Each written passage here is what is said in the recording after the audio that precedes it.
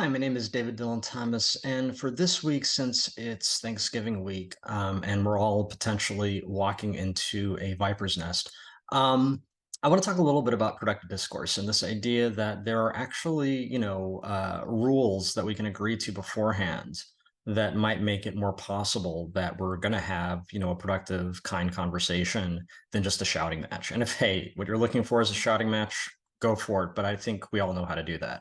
So I'm gonna suggest these four kind of agreements that if we can stick to them, both parties can stick to them, you're probably more likely to have a productive, conversation. So the first rule is neither of us has the answer, right? Because if we did, we wouldn't have to have this conversation, right? And it presumes that both of us are going to learn something by the end of this conversation, right? A willingness and openness to learning something. The second one, and this is a tough one, is neither of us will win, right? We're not going to declare a winner or a loser at the end of this, right? And the thing is, that's not what we're here to do. We're not here like to have a fight. We already said we actually want to have a conversation. And so there's not going to be a winner. And, here's the thing, winning or losing, like winning wouldn't actually help solve the problem. All winning would do is make one of us feel better until the same problem rears its ugly head again because we were too busy winning to actually solve it, right? But that's an important one. Third one is an interesting one. It's basically like we are here to create something new, right? And it's this suggestion that, we're going to find the best in each of us and bring it out and use that to create this, new thing that's coming from the both of us that isn't something either of us necessarily walked into the room with, but it assumes the best in each other. And the fourth rule, and I think this is the most important one, and it's a very simple one, right?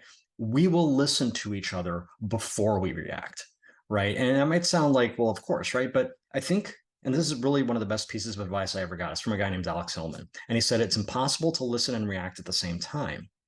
And I think conventionally, what we usually do when we're having these conversations is someone starts speaking, and immediately in our head, we start thinking of a response, a rebuttal, some story we want to tell, and we're just waiting for them to shut up so we can say our cool thing.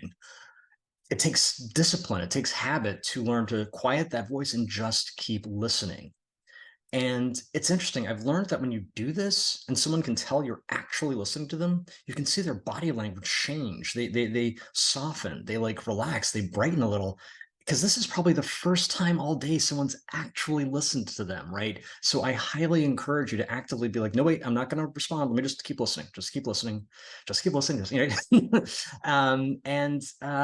think it'll be like you'll be happier, right? Because you're going to actually hear what they're saying, and they'll be happier because they're being heard. And then if they're doing the same thing, vice versa. And I think that underlying rule makes all the other rules much, much easier. So if you can hold on to those four rules, try to use them this holiday if the other person is open to them. And if they're not, just, pick another strategy. But if you can achieve that with someone else this holiday season, go for it and tell me how it went. My name is David Dylan Thomas. I give talks and workshops about inclusive design, and I have a book, Design for Cognitive Bias.